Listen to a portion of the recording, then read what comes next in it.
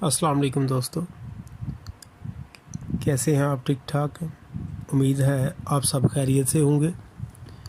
तो आज की हमारी इस वीडियो का टॉपिक है माँ में दूध की कमी। इसकी वजूहात क्या है और इसको हम कैसे दूर कर सकते हैं। तो सबसे पहले दूध कम पैदा होने की जो वजूहात हैं वो आपको बताई जाती हैं।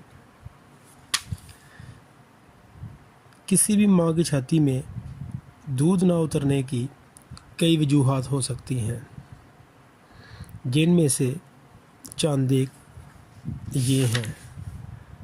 नंबर 1, मुआशी या मुआशरती वजह से ज़हनी इंतशार। नंबर 2, ज़हनी आर्ज़े की वजह से इज़्तिराब।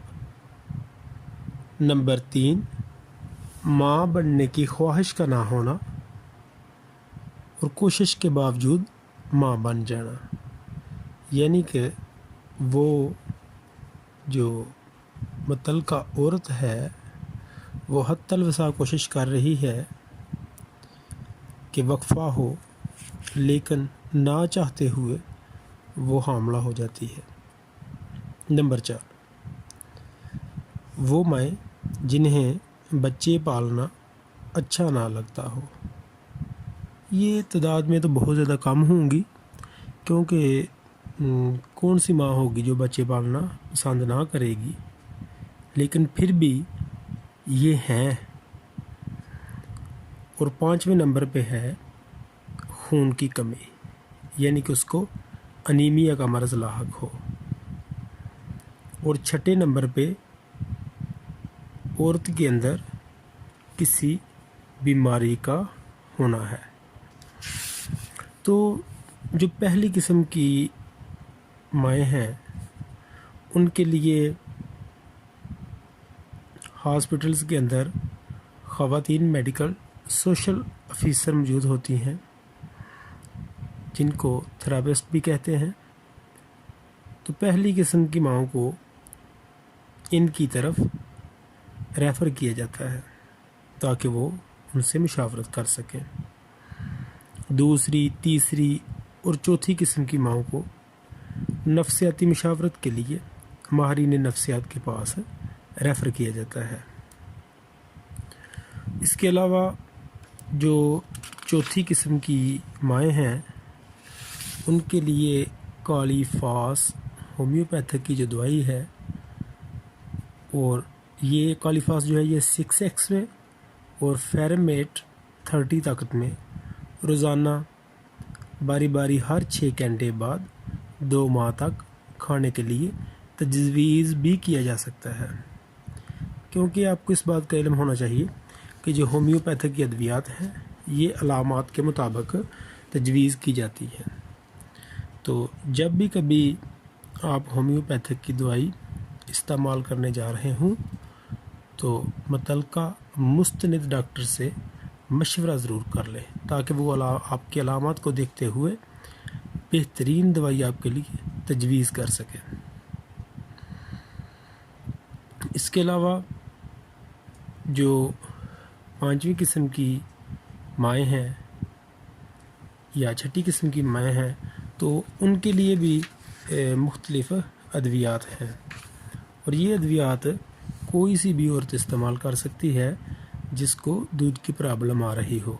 लेकिन पहले मैं अर्ज़ कर चुका हूँ कि जब भी होम्योपैथिक की दवाई इस्तेमाल करनी हो तो मुतल्लिका जो उस फील्ड का डॉक्टर है उससे मशवरा करके दवाई को इस्तेमाल किया जाए। तो अगर दूध की कमी का सामना हो तो इसके लिए एग्नस कास्टस 30 ताकत में, अर्टिका यूरिनस मदर टेंचर में, और एसोफ्टिडिया मदर टेंचर में, रेसिनस क्यूम्यूनस 1x यके बाद दीगरे हर 6 घंटे बाद इस्तेमाल किए जा सकते हैं। इससे छातियों में काफ़ी हद तक दूध उतरना शुरू हो जाता है। लेकिन इसके साथ साथ इस बात को भी सामने रखना है कि माँ अपने बच्चे को अपनी छाती दूध के लिए ज़रूर पेश करती रहे, क्योंकि इससे बहुत जल्द दूध की मिकदार बढ़ जाती है। तो बाज़ औरतें ऐसी भी देखने में आती हैं कि जिनके जो निपल हैं वो अंदर की तरफ दनस चुके होते हैं। इससे बच्चे को दूध पीने में बहुत दिक्कत होती है और बाज़ औक़ात बच्चा तंग आकर दूध पीना छोड़ देता है। इस कैफियत के हल के लिए माँ को निपल शील्ड पहनकर दूध पिलाने का मशवरा भी दिया जा सकता है।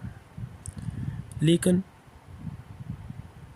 जो दवाई इस मर्ज़ के लिए बेहतरीन है होम्योपैथिक में, वो है सलेशिया 30 ताकत में और सारसाप्रेला 6X में। तो ये दोनों दवाइयाँ 2 माह तक यके बाद दीकरे हर 6 घंटे बाद पिलाई जा सकती हैं। लेकिन वीडियो के शुरू से और वीडियो के एंड में यही बात मैं आपको बार बार कह रहा हूँ कि जब भी आप होम्योपैथिक की कोई भी दवाई इस्तेमाल करने जा रहे हैं तो उससे पहले आप एक मुस्तनिद होम्यो डॉक्टर को बिलमुशाफ़ा मिलकर अपनी अलामात बताकर अपने लिए दवाई तजवीज़ करा सकते हैं और वो दवाई आपको बहुत ज़्यादा फ़ायदा भी देगी। तो आज का जो हमारा टॉपिक था दूध की कमी की वजूहात और उसके बारे में इलाज, वो हम आपको बता चुके हैं। तो हम फिर आपके सामने एक और नई वीडियो के साथ हाज़िर होंगे। तब तक के लिए अल्लाह हाफ़िज़।